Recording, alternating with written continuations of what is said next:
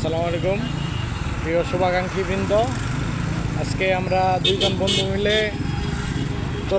চলে যাচ্ছি সরিষাবাড়ির উদ্দেশ্যে।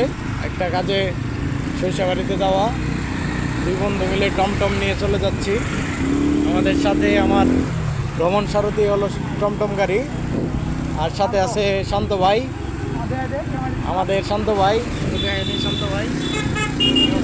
আলহামদুলিল্লাহ, ইনশাল্লাহ গন্তব্য আমরা সন্ধ্যার আগে পৌঁছে যাবো ইনশাল্লাহ। আমরা 5টার দিকে রওনা দিয়েছি, ইনশাল্লাহ আবার দেখা হবে ইনশাল্লাহ সামনের।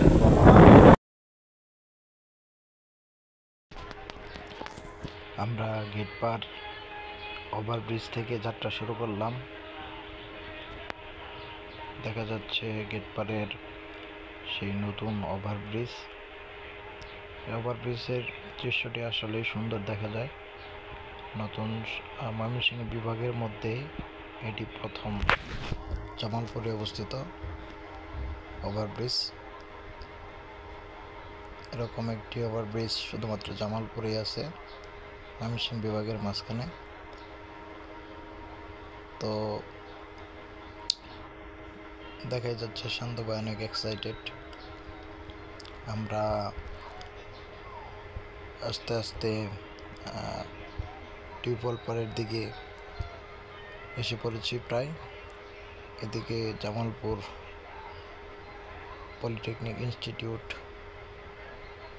দেখতে পেলাম। তারপর সামনে টিউবওয়েল পাড়। যেই টিউবওয়েল পাড় থেকেই দুই দিক থেকেই বাম দিকে চলে গেছে ঢাকা রাস্তা। সেদিক দিয়ে সরিষাবাড়ি, দিঘাপাইত, তারপরে টাঙ্গাইল এই রুটে যায়। আর ডান সাইডের রুটে ভাটারা, শ্যামগঞ্জ, কালীবাড়ি, সরিষাবাড়ি চলে যায়। আমরা যেহেতু সরিষাবাড়ি যাব, ভাটারা রুটে আমাদের একটু তাড়াতাড়ি হবে, তাই এদিক দিয়ে যাব আর কি। এদিকে সূর্য একটু হালকা হালকা যেহেতু বৃষ্টি হয়েছিল, তারপরে একটু হালকা রোদ উঠেছে, পরিবেশ অনেক শান্ত। তারই মাঝে একটা লেগুন আমাদের ক্রস করে গেল। আমরা যেহেতু ছোট গাড়ি নিয়ে যাচ্ছি, তাই আমাদের খুব সাবধানতা অবলম্বন করেই গাড়ি চালিয়ে যেতে হবে। আমরা খুব ধীরে স্থিরভাবে যাচ্ছি। আশেপাশে লোকারণ্য খুব কম, কারণ যেহেতু বৃষ্টি হয়েছে, মানুষ বৃষ্টির পরে অনেকেই বের হয় না। আমরা দেখতে দেখতে আবার চলে আসলাম কেন্দুয়া কালীবাড়ি রেল ক্রসিংয়ের থেকে আমরা সামনের দিক ছুটে চলছি। এদিকে সূর্যমামা আমাদের সাথে সাথে চলছে। ছোটবেলায় এটা এক ধরনের,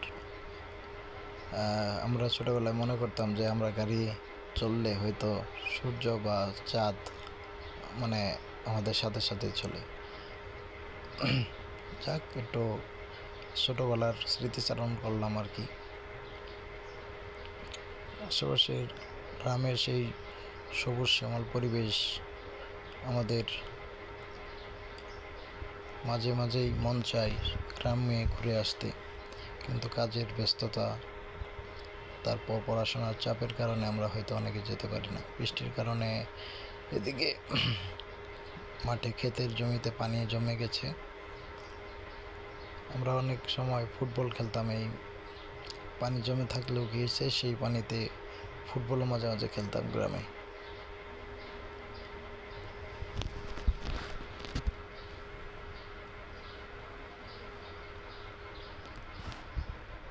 রাস্তা অনেক ক্লিন, কারণ বৃষ্টি হয়েছে, তার কারণে ময়লা সব পরিষ্কার হয়ে গেছে রাস্তায়। গ্রামের পরিবেশ আসলে দেখার মতো।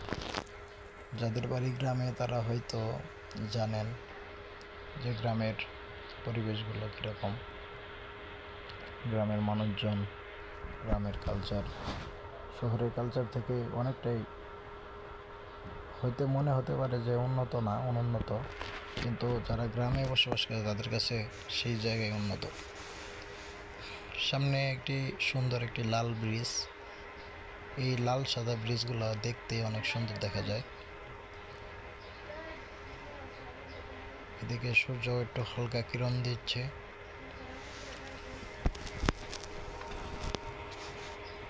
আমরা প্রায় কেন্দুয়াকালীবাড়ি বাজারের খুব কাছাকাছি চলে আসছি।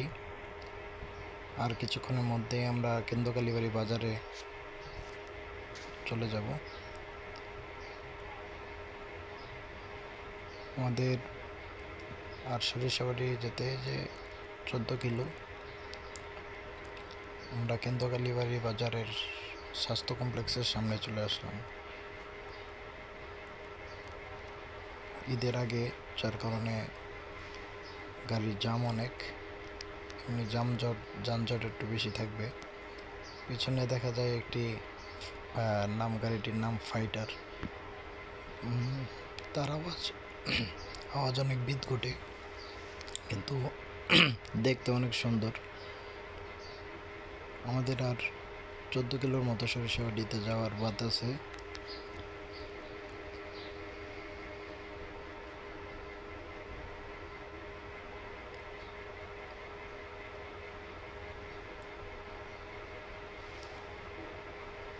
দিনটি খুব উপভোগ করার মতো ছিল।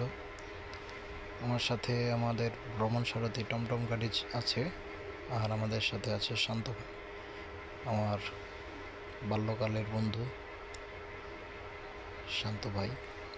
গ্রামে এই যে ধান, এদিকে দেখা যাচ্ছে মানুষ ধান নেড়ে দিয়েছে, ধান শুকানোর জন্য দিয়েছে। গ্রামে মাঠ, এখন তো গ্রামের অনেক জায়গায় ক্ষেতের জমি পূরণ করে বাড়িঘর উঠছে, যার কারণে মানুষ অনেক সময় ধান নাড়ানোর জায়গা পায় না, রাস্তায় ধান নেড়ে দেয়। এটা আসলে ঠিক না, রাস্তায় একটা দুর্ঘটনা ঘটতে পারে। কিন্তু গ্রামের মানুষ তো সহজ সরল মানুষ, তারা এগুলা বোঝার সময় নেই। তারপর আমরা প্রায় হাসিল বটতলার কাছাকাছি চলে এসেছি।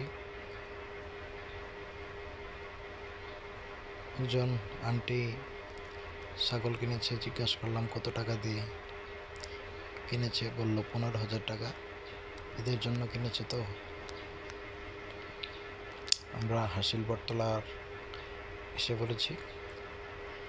এই জায়গায় হাসিলের একটা মেইন শাখা, এই জায়গায় তাই নাম হয়েছে হাসিল বটতলা। হাসিল স্কুল এই জায়গায় রয়েছে, একটি স্কুল অ্যান্ড কলেজ। আমরা হাসিল বটতলা এসে পড়েছি। দেখা যাচ্ছে হাসিল বটতলা বাজারের মোড়, এই বট গাছ রয়েছে তাই বটতলা বলা হয়। তারপরে আমরা একটু এক জায়গায় বসে কিছুক্ষণ সময় যাত্রা বিরতি নিলাম। একটু হালকা হালকা রোদ আসছিল, আমরা একটু চা খাবো বলে মনস্থির করলাম। দুই বন্ধু মিলে 2 কাপ চা নিয়ে আমরা একটু গল্প করলাম গ্রামের মানুষের সাথে।